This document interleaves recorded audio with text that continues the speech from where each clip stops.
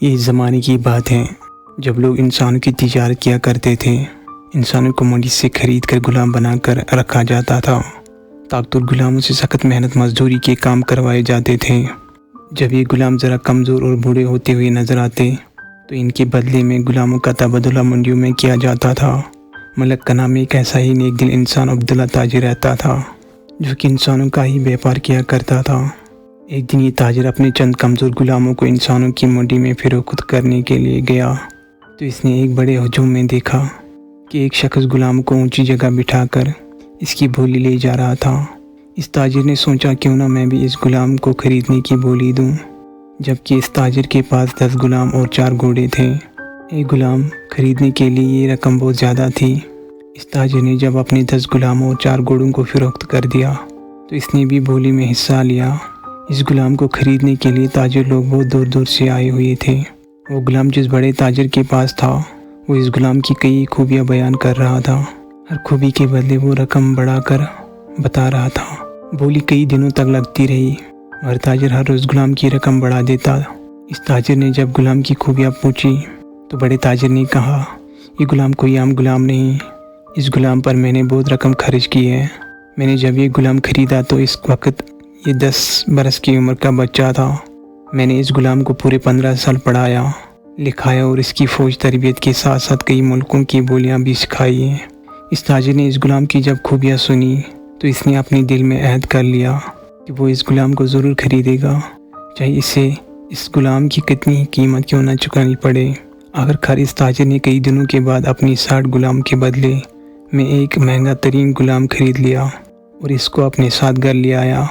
اس غلام کو تاجر نے اپنے دوسرے غلاموں سے ملوایا جو تعداد میں کہیں زیادہ تھے۔ آس پاس کے اور دور دراز کی بستی والوں نے جب یہ خبر سنی کہ عبداللہ تاجر نے 60 غلاموں کے بدلے میں ایک غلام کو خریدا ہے، کئی دنوں تک اس غلام کو لوگ دیکھنے کے لیے دور دور سے آتے رہے۔ تاجر نے اس قیمتی غلام کا نام آزاد رکھ دیا۔ اس غلام نے کہا، میرے آقا، اگر آپ مجھ پر بھروسہ کریں تو ان غلاموں کی ذمہ داری آپ مجھ کو سنبھالنے کا اختیار دے دیں۔ اس سے پہلے ان غلاموں کی دیکھ بھال کی ذمہ داری تاجر کی بیٹی کے پاس تھی۔ تاجر نے غلام کو اس لیے آزاد نہیں کروایا تھا کہ وہ بھی اس غلام کو کسی منڈی میں جا کر اونچی بولی میں فروخت کرے گا، بلکہ تاجر کے دل میں ایک خیال تھا، علم خود ایک بڑی دولت ہے، میں نے اس غلام کو خرید کر گھاٹے کا سودا نہیں کیا۔ تاجر ملک میں اپنی نیک عمل کی وجہ سے پہچانا جانے لگا۔ ایک دن رات کے وقت آزاد غلام دیوار پر کوئلے سے تصویر بنا رہا تھا۔ تاجر کی بیٹی نے جب یہ تصویر دیکھی تو اس کی روح کانپ اٹھی۔ آزاد غلام نے ان تصویروں میں آزادی اور غلامی کا جو تصویر پیش کیا، تاجر کی بیٹی سمجھ گئی کہ انسان کو خرید کر قید کیا جا سکتا مگر ان کے جذبے کو نہیں۔ تاجر کی بیٹی نے یہ سب کچھ دیکھنے کے بعد آزاد غلام کو کہا، تم اپنی مرضی سے آ جا سکتے ہو۔ اس طرح وقت گزرتا گیا۔ آزاد غلام نے تاجر کے دوسرے غلاموں کو پڑھنے لکھنے کے ساتھ ساتھ فوجی تربیت بھی دی، جبکہ تاجر نے ایک پڑھا لکھا غلام خریدا تھا۔ اب اس تاجر کے پاس کئی پڑھے لکھے غلام تھے۔ اس ملک کا بادشاہ کئی بار پانی کے مسئلے کی وجہ سے اپنے ہمسایہ ملک سے جنگ کر چکا تھا، مگر ہر بار ہارنے کی وجہ سے بادشاہ کے ذہن میں کامیابی کی کوئی ترتیب نہیں آ رہی تھی۔ کھیت سوکھ رہے تھے، جانور بھوک اور پیاس کی وجہ سے مر رہے تھے، ملک میں اناج کی کمی پڑ گئی، دن بہ دن ملک میں اناج کی کمی بڑھتی جا رہی تھی۔ ایک دن بادشاہ کے وزیر نے بادشاہ سے کہا، بادشاہ سلامت، آپ مجھے بولنے کی اجازت دیں تو میں ملک کی بہتری کے لیے آپ کو کوئی مشورہ دوں۔ بادشاہ نے کہا، اجازت ہے۔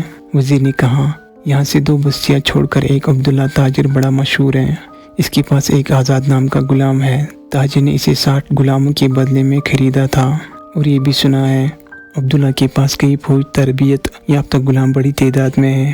بادشاہ سلامت، اگر آپ آزاد غلام کو اس بار فوج کا سپہ سالار بنا کر بھیجیں تو مجھے یقین ہے اس مرتبہ ہمسایہ ملک سے جنگ ضرور جیتیں گے۔ بادشاہ نے وزیر کی بات مان لی اور آزاد غلام کو اپنے محل میں بلوایا اور بہادر نوجوان، ہمارے ملک کے حالات تمہارے سامنے ہیں۔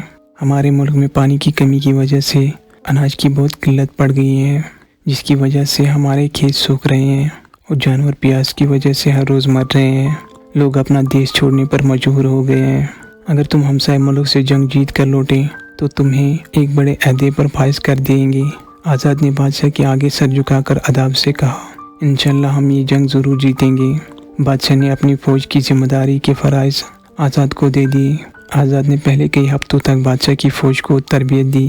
फिर एक बार लश्कर के साथ फ़ौज रवाना होने से पहले ताजिर की बेटी ने आज़ाद से कहा, मैं भी सिपाहियों के साथ चलूँगी ज़ख्म की देखभाल के लिए।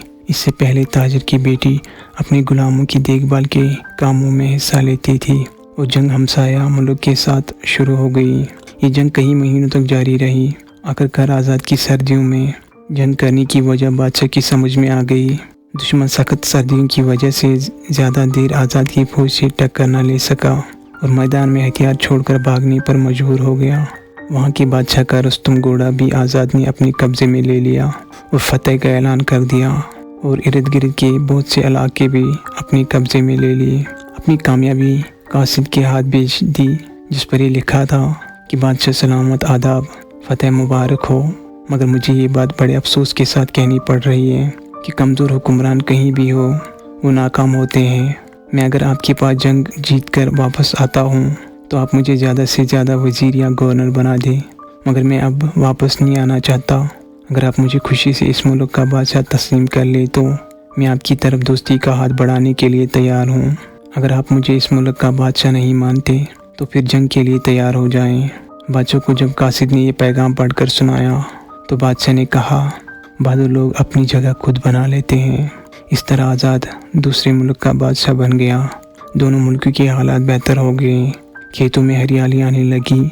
आज़ाद ने अब्दुल्ला ताजिर की बेटी से शादी करके खुशगवार ज़िंदगी का आगाज़ किया। दोस्तों, अगर आपको ये कहानी पसंद आई, लाइक करके अपने दोस्तों के साथ शेयर ज़रूर कीजिए।